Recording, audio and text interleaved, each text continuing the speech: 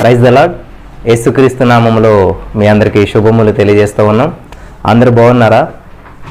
ప్రతిరోజు ప్రభు సన్నిధి కార్యక్రమంలో మిమ్మల్ని అందరినీ కూడా ప్రేమపూర్వకంగా ఆహ్వానం తెలియజేస్తూ ఉన్నాం. ఈరోజు మనం మోసే చేసినటువంటి విజ్ఞాపన ప్రార్థన గురించి తెలుసుకొనబోతున్నాం.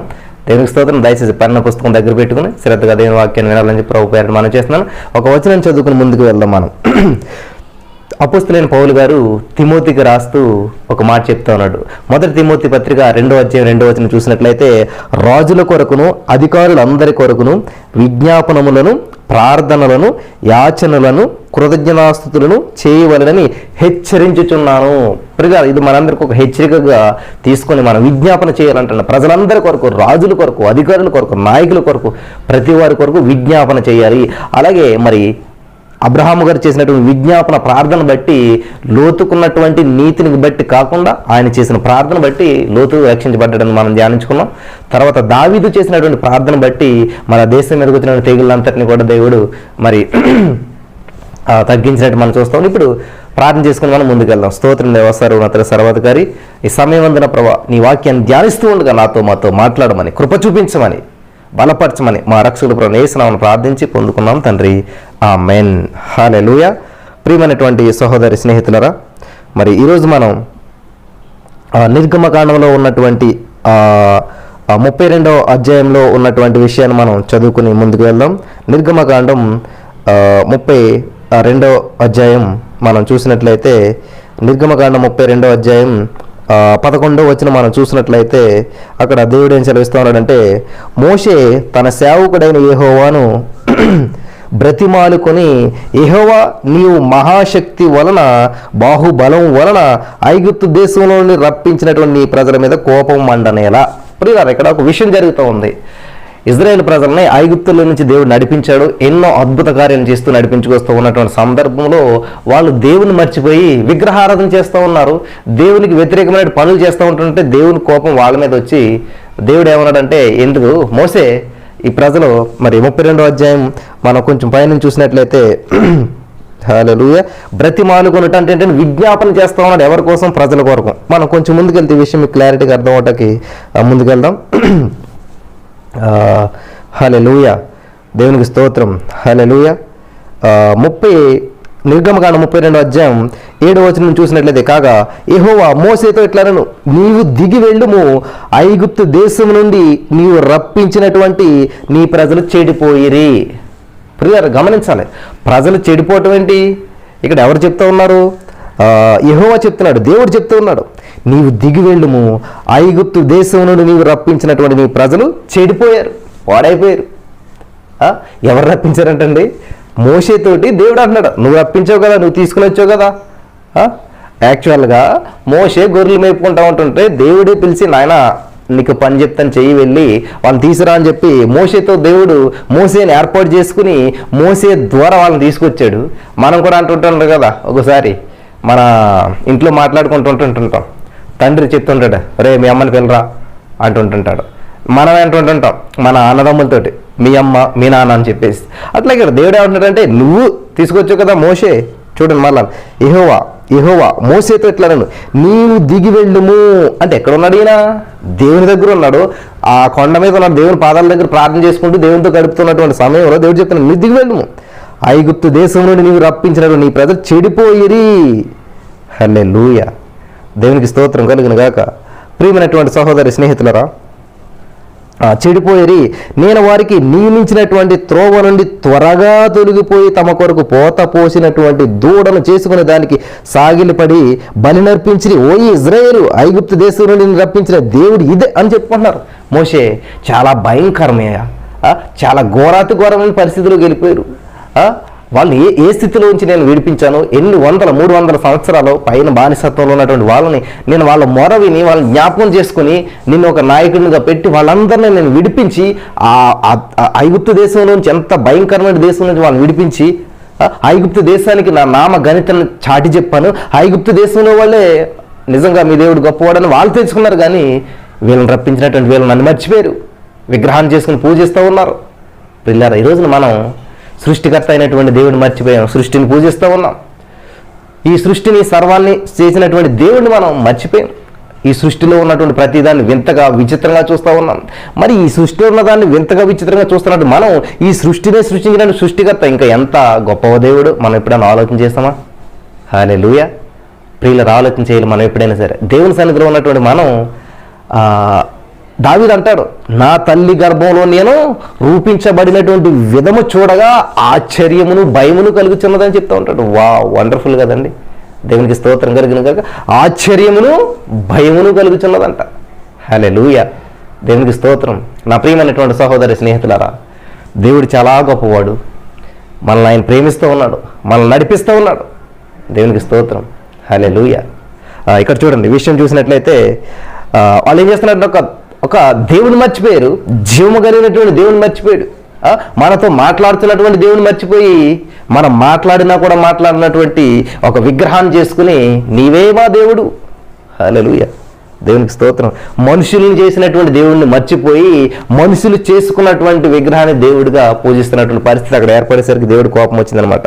నేను వారికి నియమించినటువంటి త్రోవను త్వరగా ఈరోజు చాలామంది బోర్ అయిపోయిందండి నాకు ఏంటంట, ఏదైనా ఒక పని కొంత సమయం చేతిలోకి బోర్ అయిపోతుంటంట.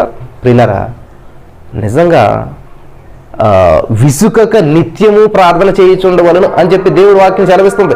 విసుకక నిత్యము ప్రతిరోజు ప్రతి క్షణము దేవుని ప్రార్థన చేస్తూ ఉండాలంట. దేవునికి స్తోత్రం కలిగిన గాక. చూడండి, ఇక్కడ మనం చూసినట్లయితే 8వ వచనం మనం చూసుకుందాం. మరియు యెహోవా ఇట్లనెను, నేను ఈ ప్రజలను చూచి ఉన్నాను, ఇదిగో వారు లోబడనొల్లని ప్రజలు. దేవునికి స్తోత్రం. వీరు లోబడరు, ఈ ప్రజలు లోబడరు. కావున నీవు ఊరకుండుము, నా కోపం వారి మీద మండును, నేను వారిని కాల్చివేసి నిన్ను గొప్ప జనముగా చేసేదనని మోషేతో చెప్పగా. దేవునికి స్తోత్రం కలుగును గాక. ప్రియమైనటువంటి సహోదరి స్నేహితులారా, ఇక్కడ మోషేతో ఎందుకు చెప్తున్నాడు దేవుడు? ప్రజలంతానేమో కింద ఉన్నారు, మోషే ఇక్కడున్నాడు, దేవుడు ఇక్కడున్నాడు. దేవుడు మోషేతో మాట్లాడుతున్నాడు, ప్రజల గురించి మాట్లాడుతున్నాడు. అసలు ప్రజలు ఏంటి, ఎటువంటి పరిస్థితుల్లో ఉన్నా తెలుసా, ప్రజలు ఏం చేస్తా ఉన్నారు, ప్రజల విధానం ఎలాగుంది, ఈ విషయాలన్నీ కూడా చాలా అద్భుతంగా స్పష్టంగా వీళ్ళు వినరు. ఇంకా మాట వినరు. ఎన్నిసార్లు గద్దించినా లోబడిన వాళ్ళకి ప్రజలకు హఠాత్తుగా మరణం వస్తుందన్న వాక్యం ప్రకారం వీళ్ళు ఇంకా కష్టం, వీళ్ళని మనం బాగు చేయలేం, వీళ్ళు మన మాటినటువంటి రకం కాదు అని చెప్పేసేసి ప్రజల్ని గురించి మోషేకి దేవుడు చెప్తా ఉన్నాడు. ఈ ప్రజలు అలాంటి వాళ్ళు ఏంటన్నారు. మోషేకు ఇటువంటి సిచ్యువేషన్ ఎదురవని, మోషే ఏదన్నా చేసినప్పుడు ఏదన్నా విషయంలో కొంచెం వాళ్ళకు అనుకున్నట్టు చేయలేనప్పుడు సరుక్కోవటం, వణుక్కోవటం, మోషే గురించి ఏదో అనుకోవటం, చాలా బాధలు అనిపించాడు, చాలా మరి నరకయాతన అనిపించినట్టు అనిపిస్తూ వస్తున్నాడు వాళ్ళతోటి. మాకు ఈ ఆహారం లేదంటే మన్నాను కురిపించడం, మన్నాను కురిపించినా కానీ ఎన్నలని నాన్ వెజ్, ఈ వెజిటేరియన్ తింటాం, మాకు నాన్ వెజ్ కావాలి, ఇది కావాలి, అది కావాలని చెప్పి ఇట్లా ఎంత ఇబ్బంది పెడుతున్నారో, ఎంత టార్చర్ పెడుతున్నారో ఇవన్నీ అనుభవించినటువంటి మోషే కూడా నిజమే ప్రభా, నువ్వు అన్నది కరెక్టే, అసలు వీళ్ళు అసలు మాటినటువంటి రకం కాదేమో, నిజమే నువ్వు అన్నది కరెక్టే అని అంటే బాగుండేదేమో. కావున మోషేతో అంటున్నాడు, నువ్వు ఊరుకో, నేను వాళ్ళ సంగతి నేను చూసుకుంటాను, నా కోపము వాని మీద నుండును, నేను వారిని కాల్చివేసి నిన్ను గొప్ప జనముగా చేసేదనని మోషే చెప్పగా, మోషే తన దేవుడైన యెహోవాను బ్రతిమాలుకొని. ప్రియులారా, ఈ విషయం మనకు వచ్చినట్లయితే, మనల్ని దేవుడు అడిగినట్లయితే, ఇది పోయి ప్రపంచం ఎవడు మాట వింటలేదు, అంతా కూడా తినడం, తాగటం, వ్యభిచారము, త్రాగుడు, దొంగతనం, మదమాత్సర కామం ఇవన్నీ ఎక్కువైపోయినాయి. కాబట్టి దేవుడు వచ్చి మనల్ని అడిగితే ఈ ప్రపంచాన్ని నాశనం చేసేస్తాను, నీ కుటుంబం ఒకటి నీతిమంతులుగా కనిపిస్తున్నారు, నువ్వు ఒక్కడే నీతిగా ఉన్నట్టున్నావు, కాబట్టి నీ ద్వారా ఈ భూమి మీద ఈ యొక్క జాతిని విస్తరింపజేస్తాను, కాబట్టి వాళ్ళందరినీ నాశనం చేస్తానని దేవుడు అన్నట్లయితే మనం ఏం చేస్తాం?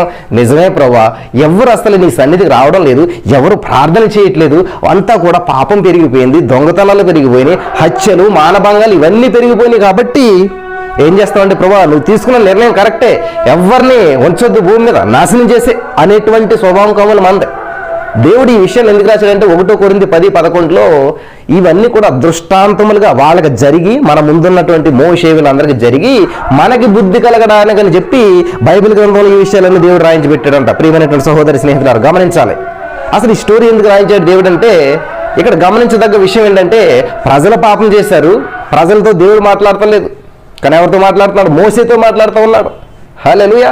కానీ మోషే ఏం చేస్తాడు, మోషే ఎలా రెస్పాండ్ అవుతాడు అనేటువంటి విషయం ఇక్కడ మీరు చాలా అద్భుతమైనటువంటి విషయం ఇంకోటి గుర్తు చేస్తాను మీకు, అది దాన్ని బట్టి మీకు అర్థమవుతుంది బాగా. ఇక్కడ యోహాను సువార్త 8వ అధ్యాయంలో ఒక విషయం చూసినట్లయితే ప్రియులారా, ఈ విషయం అలా ఉంచండి. మోషేతో దేవుడు చెప్పినటువంటి విషయాన్ని అలా ఉంచండి. ఇంకొక విషయాన్ని మీకు గుర్తు చేస్తూ ఉంటుంటాం. యోహాను సువార్త 8వ అధ్యాయంలో చూసినట్లయితే తెల్లవారుగానే 2వ వచనం చూద్దాం. 3వ వచనం శాస్త్రులను పరిశీలన వ్యభిచారమందు పట్టబడినటువంటి ఒక స్త్రీని తోడుకుని వచ్చి ఆమెను మధ్య నిలవబెట్టి, బోధకుడా, ఈ స్త్రీ వ్యభిచారమందు చేయుచుండగా పట్టబడిను, అట్టి వారిని రాళ్ళు రువ్వి చంపవలని ధర్మశాస్త్రంలో మోషే మనకు ఆజ్ఞాపించను కదా, అయినను నీవేమి చెప్పుచున్నావని ఆయన అడిగిరి. ఇక్కడ ప్రశ్న ఎలా ఉన్నా చూడండి. వ్యభిచారం అందు పట్టబడిన స్త్రీ దొరికేసింది. వ్యభిచారం ఒకవేళ చేసినట్లయితే శిక్ష ఏంటో కూడా వాళ్ళకి తెలుసు. ధర్మశాస్త్రంలో రాసుంది. ధర్మశాస్త్రం ప్రకారం రాళ్ళతో కొట్టేసి చంపేయాలి. అయిపోయింది కదా. పాపం ఏంటో తెలిసింది, పరిష్కారం ఏంటో తెలిసింది, అంతా అయిపోయింది. మరి ఎందుకని యేసు ప్రభువు వారి దగ్గర తీసుకొచ్చారు? చూడండి, ఇక్కడ ఒక మాట చెప్తున్నాడు ఆయన. అలా అడుగుతున్నారు ఏంటంట, ఈ స్త్రీ వ్యభిచారమందు చేయుచుండగా పట్టబడిను, అట్టి వారిని ఒకవేళ వ్యభిచారం చేస్తున్నా దొరికినటువంటి రాళ్ళు రువ్వి చంపేయవాలని ధర్మశాస్త్రంలో మోసే మనకు ఆజ్ఞాపించాను. మోసే చెప్పాడు కాబట్టి ఈయన రాళ్ళు రువ్వి చంపేయాలి.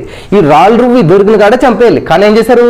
ఆమెను పట్టుకున్నారు, తీసుకొచ్చారు, చాలా దూరం తీసుకొచ్చారు. ఎక్కడైతే యేసు ప్రభువు ఉన్నారో అక్కడ తీసుకొచ్చారు. యేసు ప్రభువు దగ్గర తీసుకొచ్చామని నించోబెట్టి, బోధకుడా, ధర్మశాస్త్రంలో ఇలా ఉంది, మరి ఈమె పాపం చేసింది, రాళ్ళతో కొట్టి చంపేసేయాలి. అయినను, ఇది చూడండి చాలా ఇంపార్టెంట్ విషయం, రాళ్ళు రువ్వి చంపవాలని ధర్మశాస్త్రంలో మోసి మనకు ఆజ్ఞాపించాను కదా, అయినను నీవేమి చెప్పుచున్నావని ఆయనను అడిగాను.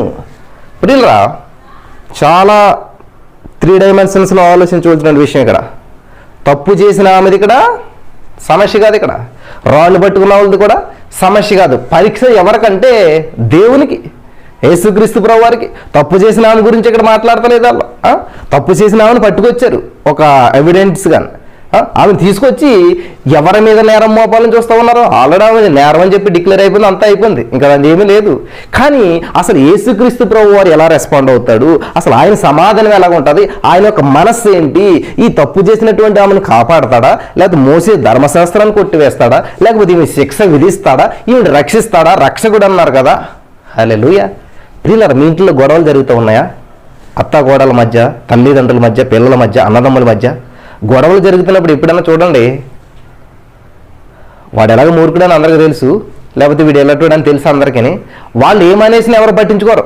మీరు చూడండి, ఎప్పుడన్నా మాట్లాడక ఇంకా గొడవల సమయం తట్టుకోవాలి, ఏదైనా ఒక మాట అంటే అందరూ మీ వైపు చూస్తారు. అరే ఏంటి ఇట్లా మాట్లాడాడు, ఏంటి ఇట్లా అన్నాడని. ఎందుకంటే వాళ్ళ మీద ఉండదు ఫోకస్. ఎప్పుడు గొడవ జరుగుతున్నప్పుడు మీ మీద ఉంటుంది అనమాట. ఆ సిచ్యువేషన్ మీకు టెస్ట్. ఇక్కడ వ్యభిచారం చేసినటువంటి స్త్రీది కాదు, రాళ్ళు ఎట్టుకొచ్చులు కాదు. టెస్టింగ్ ఎవరికంట? దేవునికి స్తోత్రం. అసలు ఈయన ఎలా రెస్పాండ్ అవుతాడు, ఈయన ఏం సమాధానం చెప్తాడు, అర్థమవుతుంది కదా మీ అందరికీ. అంటే దేవుడికి పరీక్ష అనమాట. ఇప్పుడు ఇంతకని వ్యభిచారం చేసినటువంటి ఆవిడికి కాదు. ఆయన దేవుడు కాబట్టి చాలా, మీలో పాపం చేయనివాడు చేయండి, నేను ధర్మశాస్త్రాన్ని కొట్టివేయడానికి రాలేదు, నెరవేర్చడానికి వచ్చాను, మోసే ధర్మశాస్త్రం ప్రకారం కొట్టేద్దాం, చంపేద్దాం, కానీ మీలో తప్పు చేయనివాడు ఏంది అని చెప్పాడు. మనకు అది విషయం అంతా తెలుసు. దేవునికి స్తోత్రం. ఎందుకంటే దేవుడు రాళ్ళు వేసి వాళ్ళని ప్రేమిస్తాడు, రాళ్ళు చేత కొట్టబడి వాళ్ళని ప్రేమిస్తాడు. అందరూ ఆయన బిడ్డలే. వీళ్ళకి మనస్పర్ధలు ఉంటుంటాయి, కానీ అందరూ ఆయన బిడ్డలే. వాళ్ళకి సువార్త ప్రకటించాలి, వాళ్ళ మనసును దేవుడు మార్చాలి. ఈమె చేసిన తప్పుని ఈమెకి తెలియజేయాలి. అందరినీ మార్చాడు. అక్కడ ఆమెను మార్చాడు. వాళ్ళ హృదయాల్లో ఏంటన్నది తెల్లగా తెలియజేశాడు. అరే మనము కూడా ఇట్లాంటి వాళ్ళు అని చెప్పేసి. అది దేవుని మనసు. ఇక్కడ మోషేకి వచ్చినటువంటి పరీక్ష ఏంటంటే, నేను ఎట్లా అనుకుంటా ఉన్నాను నిన్న నుంచి. మొన్న మా అక్క అడిగిందనమాట, మోషే చేసిన ప్రార్థన ఆలకించి దేవుడు వాళ్ళు రక్షించాడు కదంటే, మరి ఇజ్రాయేల్ ప్రజలందరినీ చంపేస్తాను అన్నప్పుడు దేవుడు మోషే బతిమాలాడు. వావ్. ప్రియులారా, దేవుడు చేయాలనుకున్నప్పుడు మోషేని ఎందుకు అడగాలి? అంటే మోషే యాక్సెప్ట్ చేయకపోతే దేవుడు చేయలేడా? ఆలోచించండి ఒకసారి. మోషే పర్మిషన్ కావాలా దేవుడు ఏదైనా పని చేయాలంటేనే? ఆలోచించండి ఒకసారి. అక్కడ అబ్రహాము అన్నాడు, ప్రభా, అబ్రహాము చెప్తే నా స్నేహితుడు కదా అన్నాడు. సరే చెప్పాడు, ప్రభా ఆ పట్టణాన్ని కాపాడయ్యా అన్నాడు. కాపాడా దేవుడు? కొన్నిసార్లు దేవుడు కొన్ని విషయాలు చేయాలని డిసైడ్ అవుతూ ఉంటుంటాడు. అది ఖచ్చితంగా చేస్తాడు. ఇక్కడ విషయం ఏంటంటే, ఇజ్రాయేల్ ప్రజలను దేవుడు నిజంగా చంపేయాలనుకున్నాడా? దేవుని ఉద్దేశం ఇజ్రాయేల్ ప్రజలను చంపేయటమా? దేవుని ఉద్దేశం నినివే పట్టణస్తులను చంపేయటమా? దేవుని ఉద్దేశం అది కాదు. ఎప్పుడు కూడా యేసుక్రీస్తు శాంతి సమాధానాలకు కర్త, జీవం కలిగినటువంటి దేవుడు మనం జీవింపజేస్తాడు కానీ నశింపజేయడు ఎప్పటికీ కూడా. ఈ విషయాన్ని, సత్యాన్ని మీరు గ్రహించాలి. బైబిల్ గ్రంథం ఎప్పుడు చదివినా కూడా ఇక్కడ మనం చూసినట్లయితే దేవుడు మోసేని పరీక్షిస్తూ ఉన్నాడు.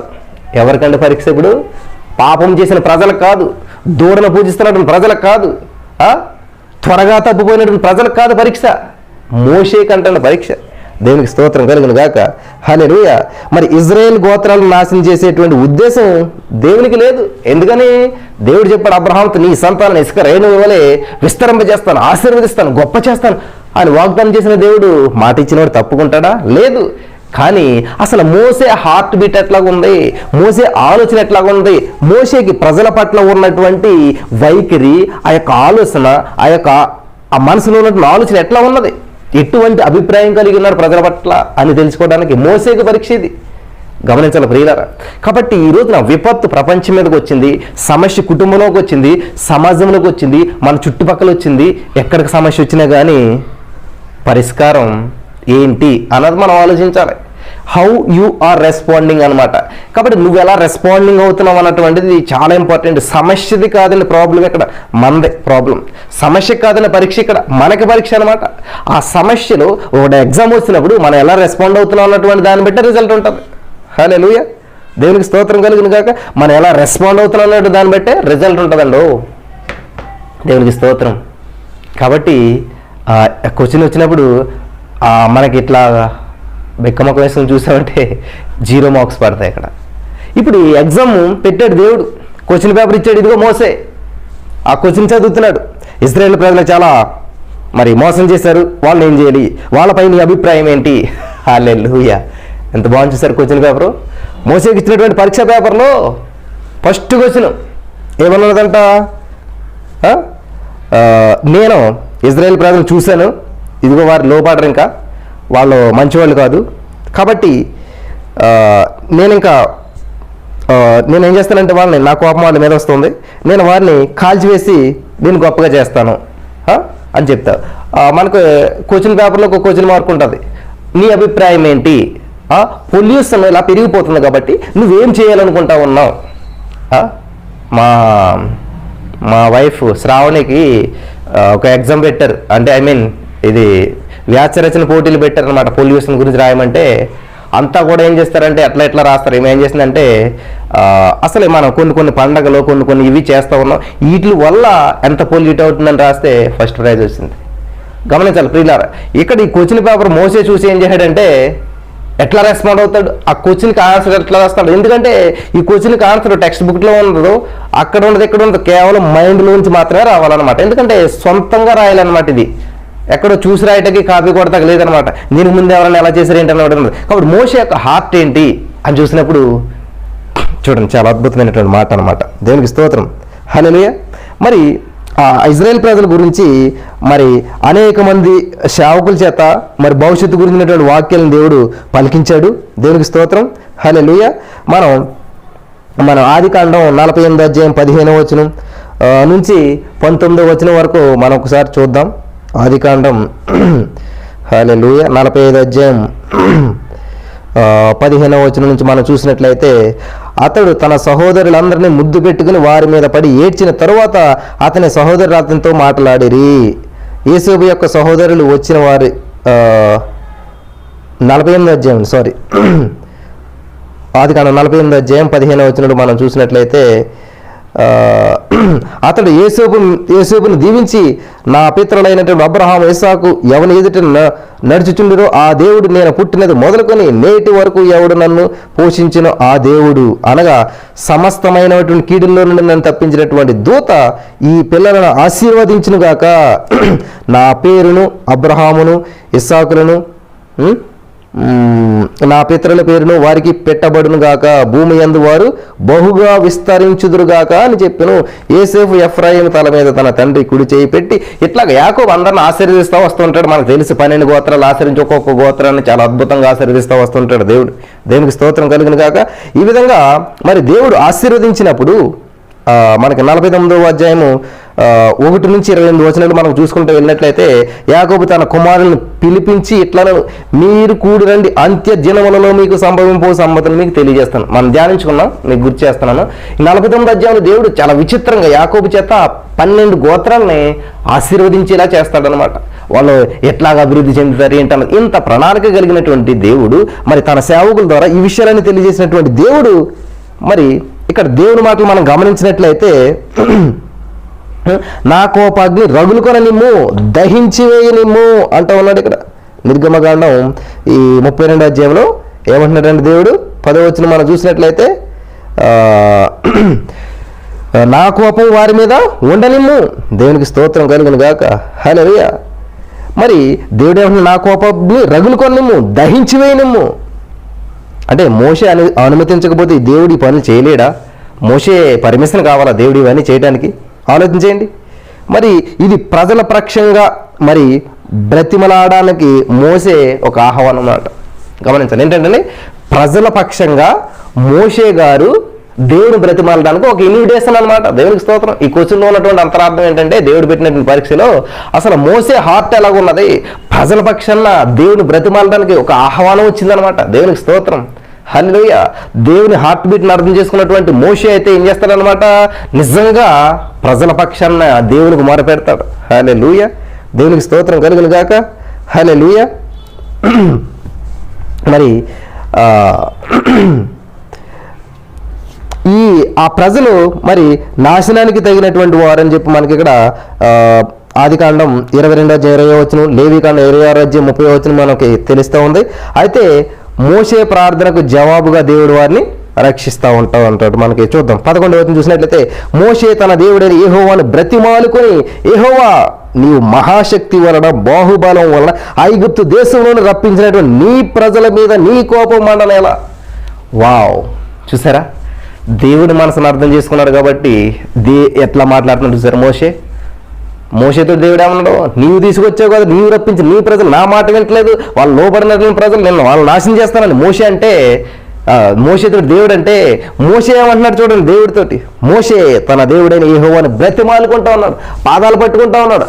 హల్లెలూయా. ఈ కాన్వర్జేషన్ ఎక్కడ జరుగుతుందంటే కేవలం మోషేకి దేవునికి, మిగతా ఎవరికి తెలియదు, ఇజ్రాయేల్ ప్రజలకు ఏమి తెలియదు విషయం. ఇద్దరి మధ్యన జరుగుతున్నటువంటి కాన్వర్జేషన్. హల్లెలూయా. దేవునికి స్తోత్రం. సమస్య బయట ఉంది, ఆ సమస్యకు పరిష్కారం ఎక్కడంటే ఇక్కడ దేవుని సన్నిధిలో ఉంది, దేవుని పాదాల దగ్గర ఉంది సమస్యకు పరిష్కారం. హల్లెలూయా. ఈరోజు లోకమంతా కరోనా వైరస్ బాధపడుతూ ఉంటుంటే మనం లోకంలోకి వెళ్ళి ఏమి చేయలేం, లోపల నుండి మాత్రమే చేయగలుగుతాం, మన సమస్యను పరిష్కరించుకోగలుగుతాం. హల్లెలూయా. దేవునికి స్తోత్రం. దేవుని పాదాలకు పెట్టి గట్టిగా పట్టుకోవాలంటాడు, దేవుని పాదాలను విడిచిపెట్టకూడదు అంటాడు. హల్లెలూయా. దేవునికి స్తోత్రం కలిగిన గాక. మోషే తన దేవుడైనటువంటి యెహోవాను బ్రతిమాలుకొని, విజ్ఞాపన అంటే బ్రతిమాలుకోవడం ఉన్నాడు, విజ్ఞాపన చేస్తూ ఉన్నాడు, దేవా అని చెప్పి ఎలా విజ్ఞాపన చేస్తున్నాడు, యెహోవా నీవు మహాశక్తి వలన బాహుబలం వలన ఐగుప్తు దేశంలో నుండి రప్పించినటువంటి నీ ప్రజల మీద కోపం మండలేదా. నువ్వెంత మహాశక్తితోటి, గొప్ప బాహుబలంతో, గొప్ప అద్భుత రీతిలో వాళ్ళందరినీ తీసుకొచ్చినటువంటి నీవు వాళ్ళ మీద ఎందుకు కోపడుతున్నావు? నీ ప్రజల వాళ్ళు, నీ బిడ్డల వాళ్ళు, దేవా ఎందుకు కోపడుతున్నావు? ఆయన కొండలలో వారిని చంపినట్లు, భూమి మీద నుండి వారిని నశింప చేయనట్లు, కీడు కొరకే వారిని తీసుకొని పోయినని ఐగుప్తీయులు ఎలా చెప్పుకొనవలను?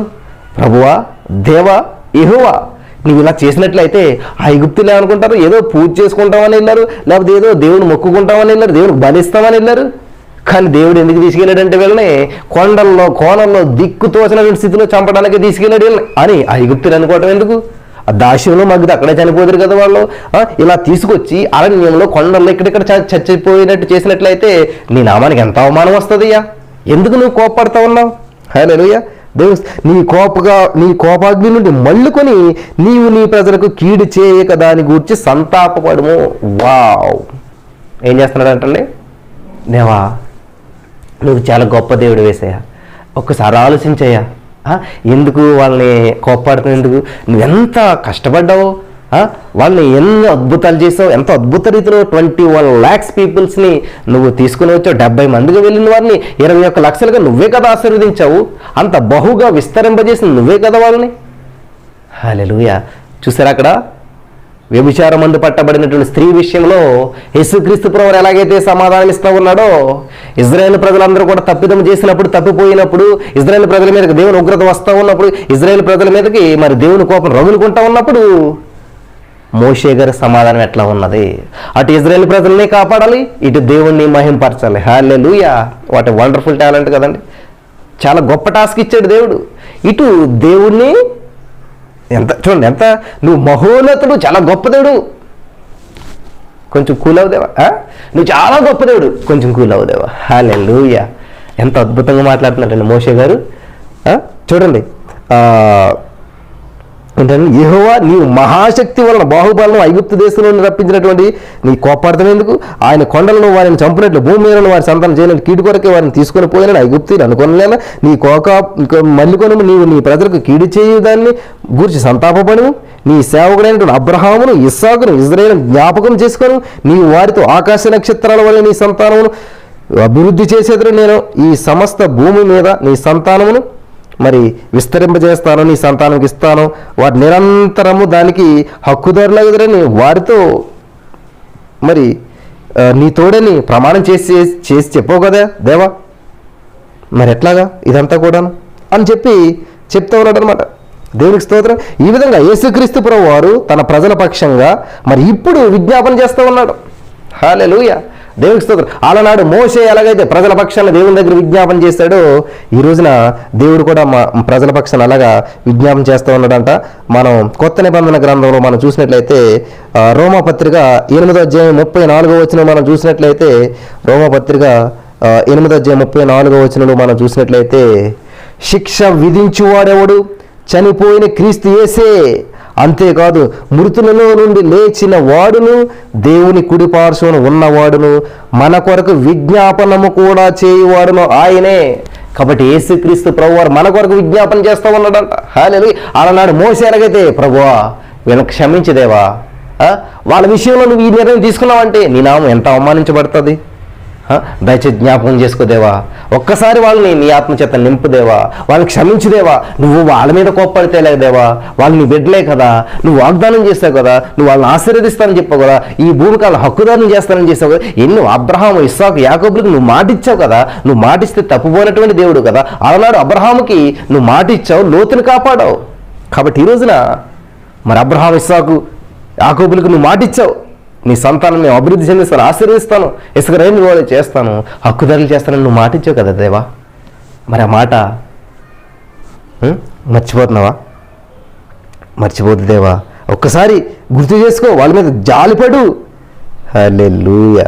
దేవునికి స్తోత్రం కలుగును గాక. Hallelujah.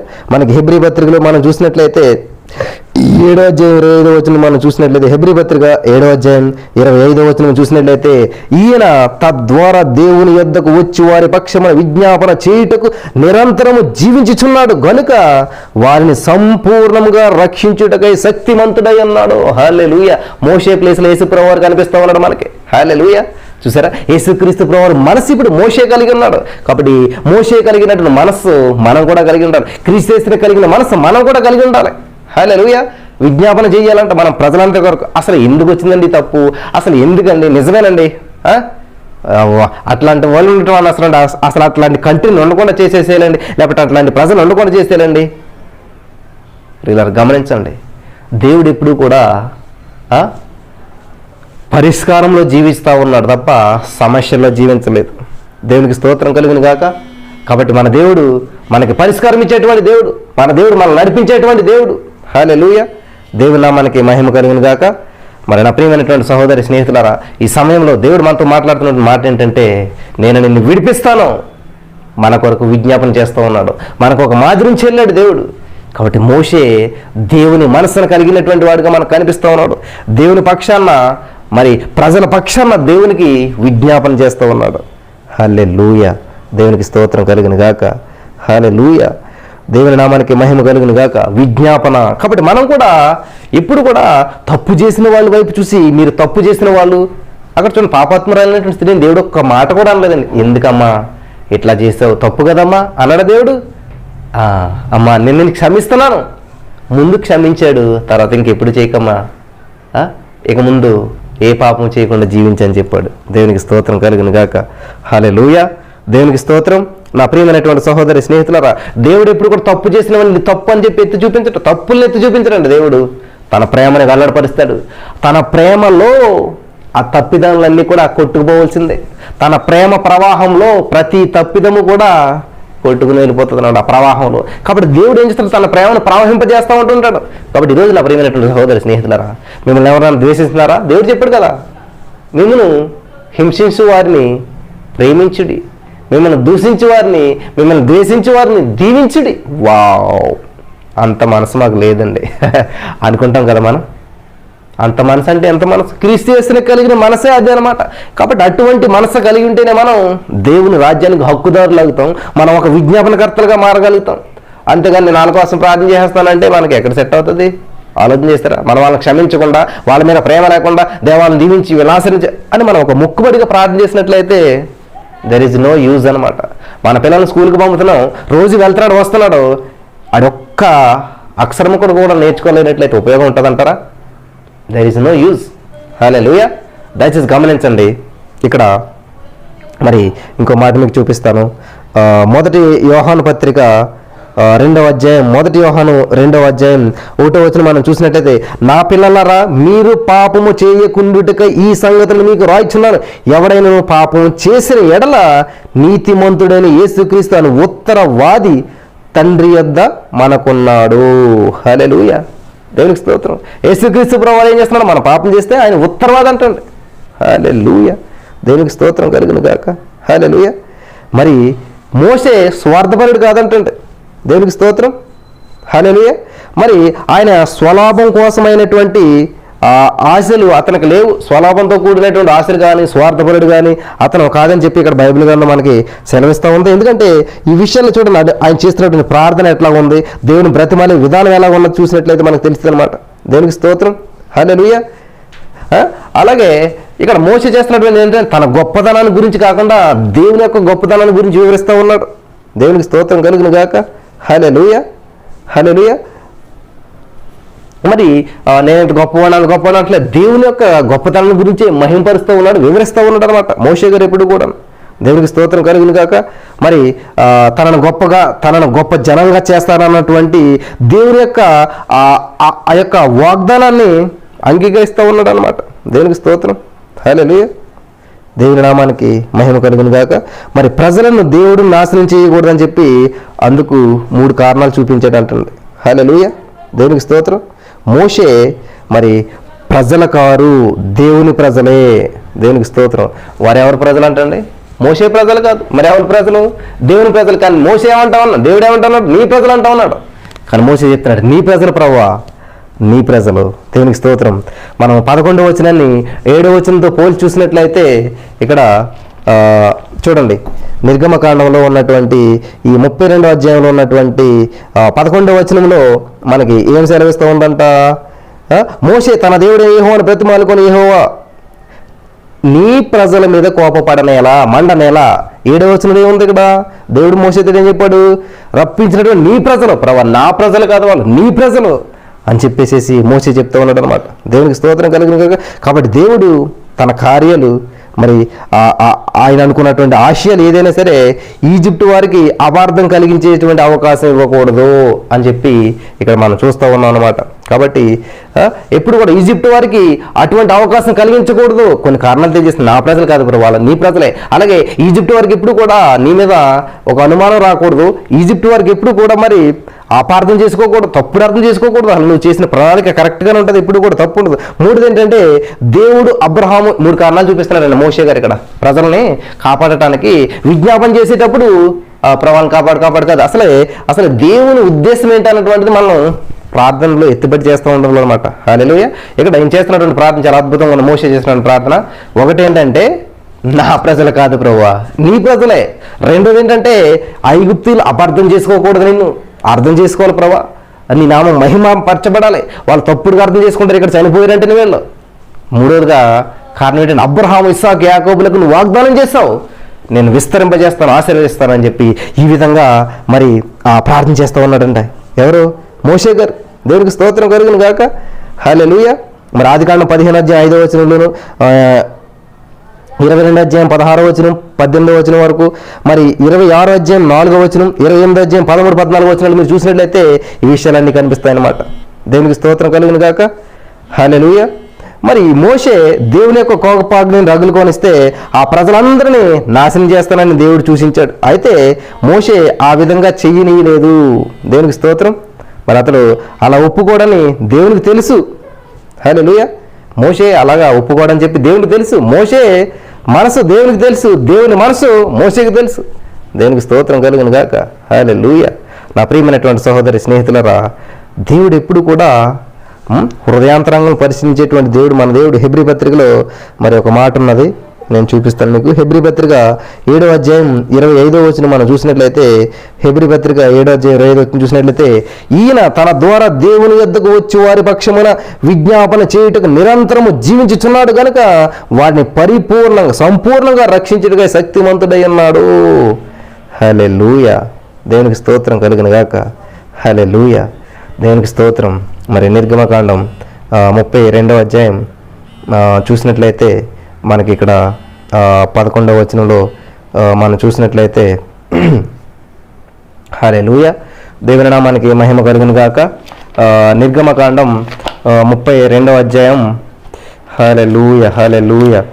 Thank you Jesus, thank you Jesus. హల్లెలూయా.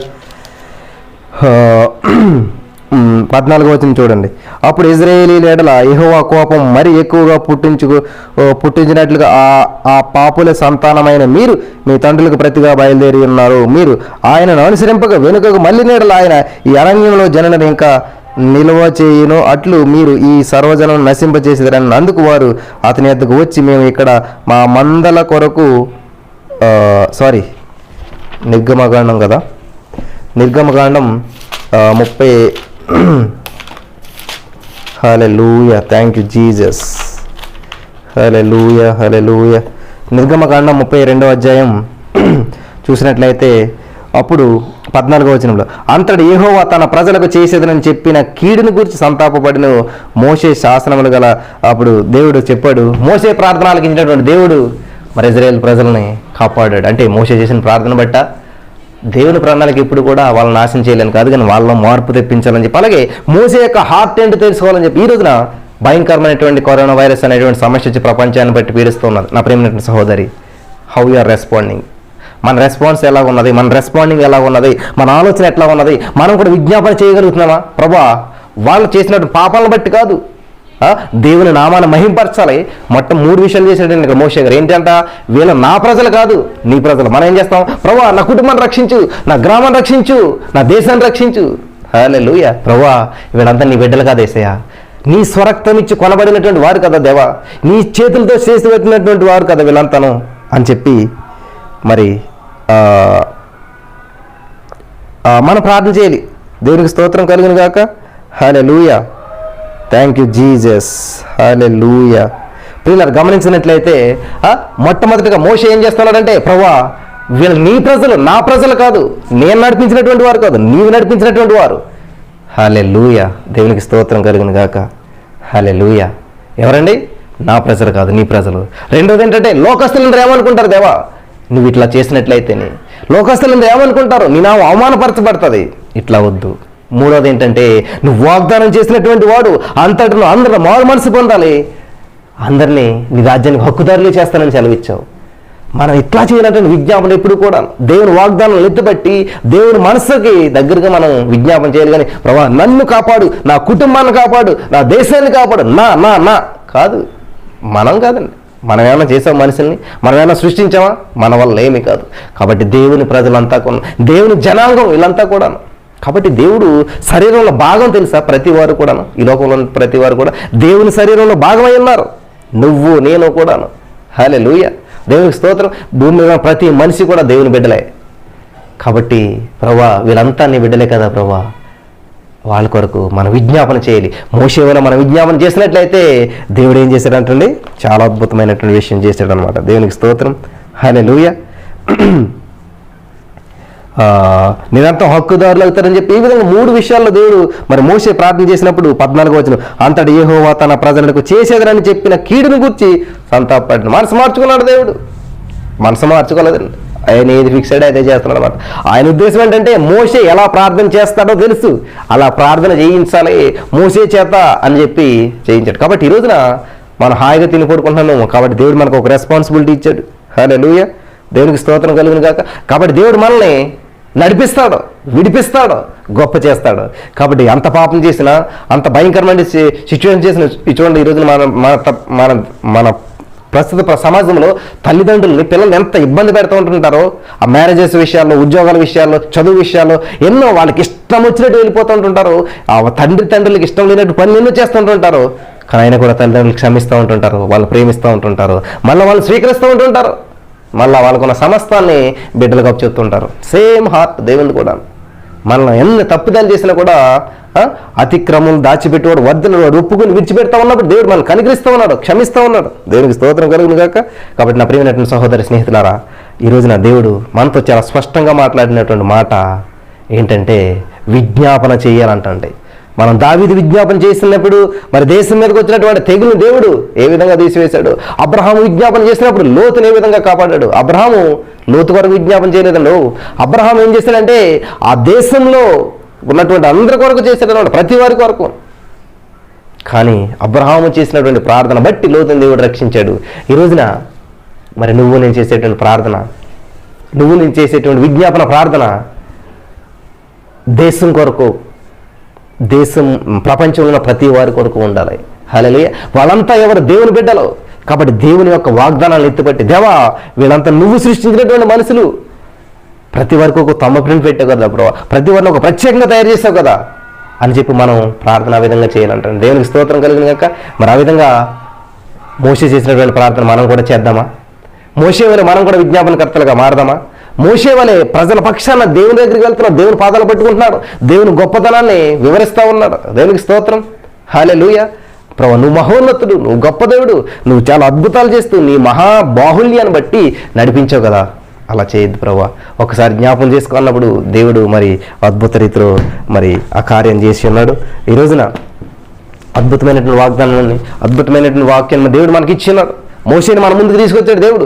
1 కొరింథీ 10:11 ప్రకారం ఎందుకని ఈ విషయాలు దేవుడు బైబిల్లో రాయించాడంటే మనందరికి బుద్ధి కలగాలని, మనం కూడా విజ్ఞాపన చేయాలని చెప్పి. నా ప్రియమైనటువంటి సహోదరి స్నేహితులారా, మరి ఈ రోజున మీరు సిద్ధంగా ఉన్నారా విజ్ఞాపన చేయడానికి? దేవుని వాక్యం విన్నారు, మీరు దేవుని వాక్యంలో బలపడ్డారు, దేవుని వాక్యం ప్రకారం విని విడిచిపెట్టేవారు కూడా మనం విజ్ఞాపన చేసేటువంటి విజ్ఞాపనకర్తలుగా మారాలి. యేసయ్య మన కొరకు విజ్ఞాపన చేస్తున్నట్టే మనం కూడా విజ్ఞాపన చేద్దాం. మోషే విజ్ఞాపన చేశాడు, అక్కడ ప్రజలందరి పక్షాన ప్రార్థన చేశాడు. ఆ ప్రార్థన ఆలకించినటువంటి దేవుడు పశ్చాత్తాపడి మరి వాళ్ళకి మీదకి రావాల్సిన ఉగ్రతను లేదు, సరే మోషే నేను నడిపిస్తాను అన్నాడు. దేవునికి స్తోత్రం కలుగును గాక. కాబట్టి మనం కూడా విజ్ఞాపన చేద్దాం. దేవా నాతో మాట్లాడండి యేసయ్యా, నన్ను విజ్ఞాపనకర్తగా ఉంచినందుకు నీకు వందనాలు, నాకు అటువంటి ఆహ్వానం ఇచ్చినందుకు నీకు వందనాలు తండ్రి. ఇటువంటి సమస్య వచ్చిందంటే వీరి నిమిత్తం నేను విజ్ఞాపన చేయడానికి నాకు అవకాశం ఇచ్చావు. ఇటువంటి క్లిష్ట పరిస్థితులు వచ్చినాయంటే ఈ పరిస్థితుల్లో కూడా నేను ప్రజల పక్షాన, దేశం పక్షాన, ప్రపంచం పక్షాన, ప్రపంచంలో ప్రతి ప్రజల పక్షాన నేను